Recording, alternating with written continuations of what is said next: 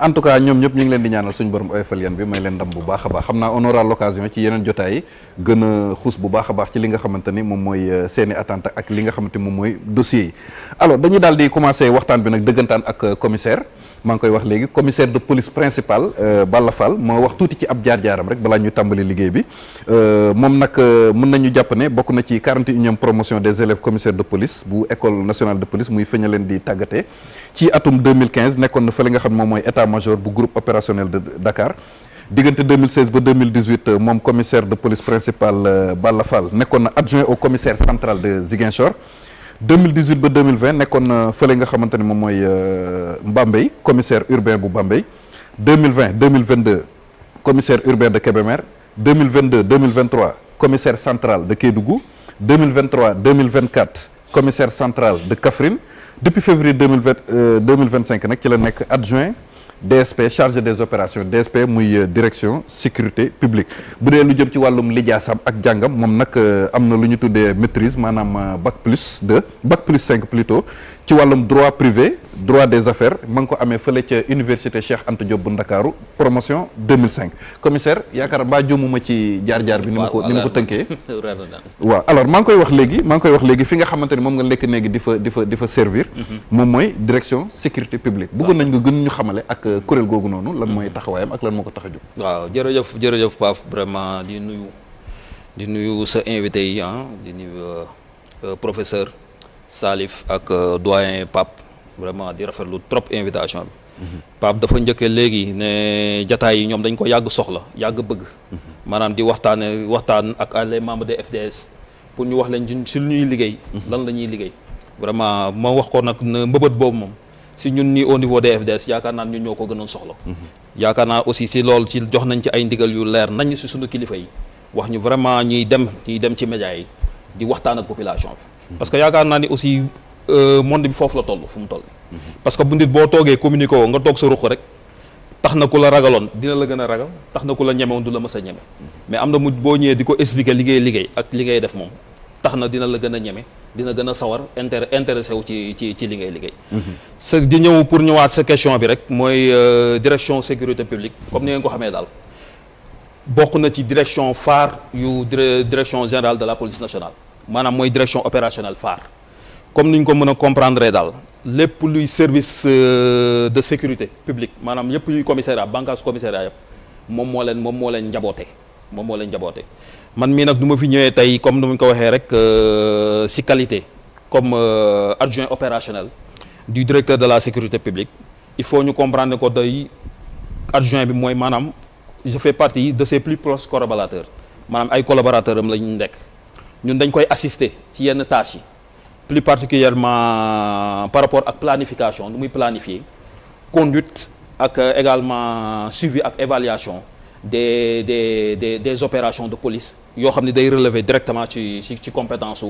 direction de la sécurité publique moom daal comme ni ñu koy waxee daal activité opérationnelle yi daal daf ci am solo ci direction de la sécurité publique mais compte tenu de ces activités opérationnelles comme ni ñu ko waxee ni ñu ko xamee rek sécurité publique aussi également am na beneen dimension par rapport à la dimension administrative comme li ñu ko yàgg di waxee police dañ la naan police force la mais police également administration la yaakaar naa en fonction en matière lu ñuy war a joxe par rapport aux prestations administratives yaakaar naa ni bëriwul administration yu koy joxe tey boo soxla woon carte d'identité tey sa xel du xalaat fenn fu dul police passeport kazalika am na yenn documents yoo xam ne foo ko soxla sa xel bi ci police rek lay dem voilà ci cadre boobu daal au-delà de ces activités opérationnelles qui sont très prégnants parce que du ci bëgg mun naa plus de 70% suñu activité ci loolu lañ ko concentré mais am na benn dimension administrative boo xam ne dañ koy ñi ngi koy jéem a ñi ngi koy doxal aussi ñu ngi koy doxal alors ñu daal si commissariat urbain parfois ñu dégg commissariat d'arrondissement poste de police am na ñoo xam ne comprendre bu ba léegi lan mooy différence bi waaw dëgg la mais booy seet nag aussi architecture bu yomb lay def dañ koy def rek sous forme de pyramide boo ñëwee ci sommet bi mën nañ gis ni commissariat central moo fa nekk ci ñoo nekk ci kaw boo wàccee ci suuf à un deuxième niveau mën nga gis ni commissariat urbain yi moo fa nekk nga wàccaat commissariat d'arrondissement ba poste police organigramme daal noonu lañ ko organiser daal ci kaw ñu jàpp ne ci yàlla commissariat centraux boo wàccee commissariat urbain yi tegu ji ak boo wàccee ci suuf commissariat d'arrondissement yi tegu ji ak ba poste police mooy l'échelle le plus bas quoi voilà. donc est-ce que police am na ci am yoo xamante ni unité yoo xam ne unité compétence nationale la ñu am. waaw parfaitement. d'accord bu weesoo commissariat yi nga xam ne dañu leen di tënk ci ay zones ak parfaitement waaw loolu boo ko xoolee rek comme benn unité bu mel ni DIC tey boo ko déggee tey ils ont une compétence nationale. mun nañu opérer fu nekk. waaw mais bu suñ koy waxtaanee rek juste ci commissariat central yi. da ngay xam ni day am ils sont territorialement compétents ci benn secteur. waaw par exemple tey boo ñëwoon commissariat Dakar moom moo compétence sur tout le secteur de Dakar. commissariat Dakar boobu nga gis centrale de Dakar boobu booy gis noonu maanaam moom moo am le commandement sur tous les autres commissariats secondaires qui se trouvent à Dakar te loolu soo bu ma ko waxee boole naa ci commissariat central bu Guédiawaye. boole naa ci commissariat central bu Rufisque. bu Rufisque ok. arrondissement yi moom wax dëgg yàlla boole limaale wu ma la ñoom ñëpp ci moom lañ waaw te fu mel ne da ngeen ratisser fépp ah. da ngeen ratisser large parce que dëkk bëri na ci ay zones yoo xam ne amuñu police de proximité mais tey jii nii sampal nañ leen au moins soit commissariat wala poste de police boo xamante ni dina leen mën a taxaw bu baax ci wàllu je pense que loolu dynamique bu ñu enclenché woon la ba pare ok waaw parce que dañ ne woon wax dëgg yàlla police dafa war a jege ay population bon on a l'habitude de le dire parce que bu ñu dem fu ñu gis ni war nañ fa mën a implanter police rek ça veut dire que besoin bi mi ngi fa ça veut dire que la demande est très très forte ok voilà parce que loolu sur ce plan moom wax dëgg yàlla du des ay bés yoo xam ni fële au niveau soit ministère bi ñu jot ko par le canal du ministère wala par le canal de la direction de la police nationale wala même par le canal de la DSP ñuy jot ay demandes beaucoup de demandes venant vraiment par rapport à l'implantation de commissariat. D'accord. D'ailleurs sax am na ay maires yoo xam ni vraiment dañuy même sax def demande par rapport à leur localité. pour ñu implanter leen commissariat. ñu sampale. waaw loolu tam wax dëgg yàlla bu amee pap ci critères yi nan ngeen di xoolee critères yi ci par rapport population bi wala par rapport aux actes délictuels yi nga xamante ni dañ koy commettre zone yooyu pour implanter fa benn poste wala benn commissariat. Parfaitement critères yi ñuy jël ay paramètres yu bëri lay doon mais loolu ci mën di def même demande bi bu ñu ko joxee ba pare nekkul ne demande bi dañ koy jox rek automatiquement da ngay am benn réponse parce que dañuy jël suñu temps parce que dafa laaj benn planification réfléchie nga xool ni vraiment ndax zone boobu ñu koy wax est-ce que maanaam pertinence bi am na fa ñu implanter fa commissariat foog ñu xool aussi loolu yëpp dañ koy jàngat ba pare dooro jox suñu réponse parce que foog ñu xam ne am na benn travail en profondeur bu ñuy def à ce niveau pour mën la jox commissariat boobu mais daal wax dëgg fa yàlla pour ñu mën a comprendre ne à ce niveau nous recevons énormément de demandes yoo xam ne dañuy soxla commissariat waaw loolu nag bis buy am nag ci sa liggéey nga gis ni ñu bëri ñi ngi def demande pour am commissariat ça veut dire que vraiment d'une part liggéey bi ngay def quelque part am na ñu ko apprécier mais loolu nag dañ leen ci remercier wan leen ne vraiment direction générale de la police nationale vraiment mi ngi ci am taxawaay bu mat sëkk pour requête yooyu yëpp wax dëgg yàlla ñu jox ko ñu am ci vraiment satisfaction quoi. D'accord. ci foofu lañ professeur oui. waaw pour aborder dans le même sens ak li commissaire wax xam nga sécurité publique service public la. te bu ne service public maanaam citoyen bi la moom lañ ko jagleel. parfaitement donc ñaari pàcc la li la police administrative mais également la police judiciaire. tout à fait. police administrative c'est la prévention. te loolu boo xoolee mooy. dayo bi gën a am solo c'est li nga xam ne la police mi ngi wax boo soxlaa carte d'identité donc boo soxlaa légaliser lépp loo soxla rek da ngay dem sur la donc adressé à la police administrative donc mu defaral la ko police judiciaire bi nag maanaam répression la li nga xam ne infraction am na bu boobaa nag kooku day liggéey sous l'autorité donc du parquet sous l'autorité du procureur donc def ay enquête am mën ko jébbal mais man question bi ma ko bëggoon a poser par rapport à la prévention yéen comme da ngeen a gérer donc les opérations donc de sécurité publique comme ni ko Pape waxee sànq donc prévention boobu nan ngeen koy dérouler donc vis-à-vis des citoyens jërëjëf professeur pour tontu sa kàddu boobu si sa laaj boobu muy laaj bu am solo yaakaar naa ni même booy seet stratégie ñuy def bon c'est des stratégies yoo xam ne wax dëgg yàlla pàcc bu ñu naan prévention daf ci am solo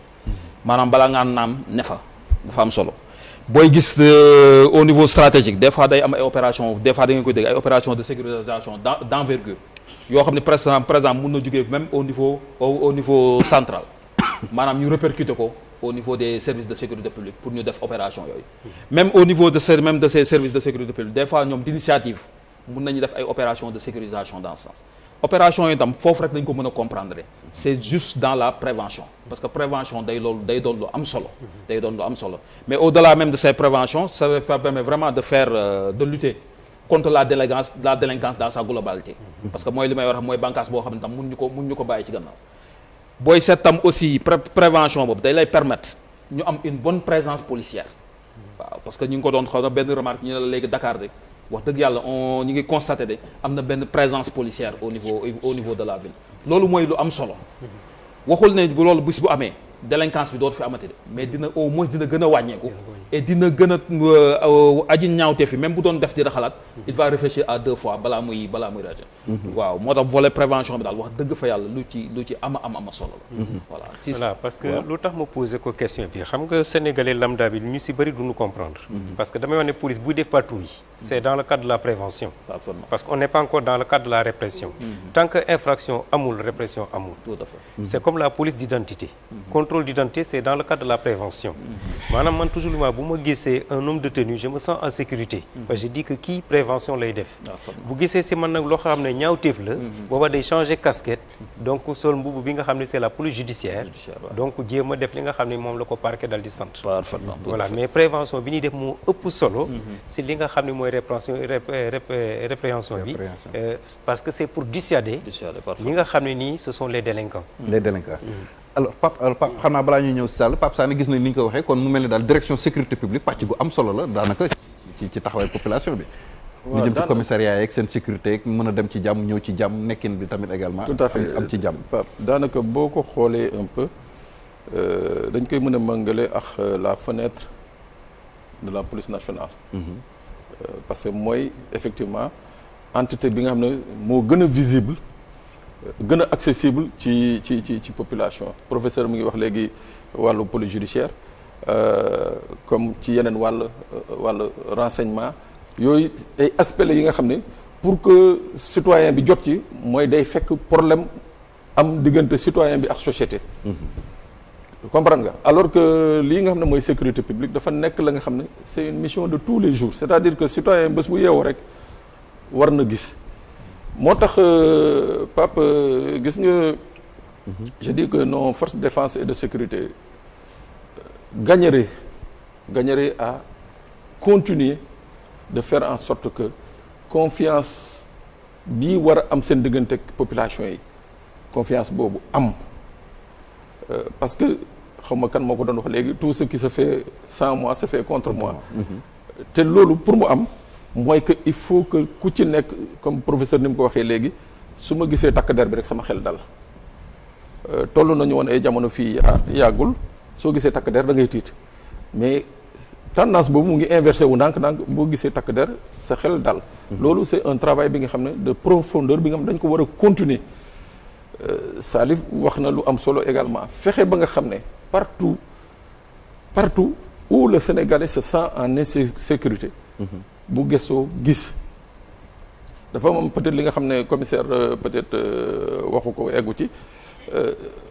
présence police par exemple dañ ne la dans toutes les zones urbaines du Sénégal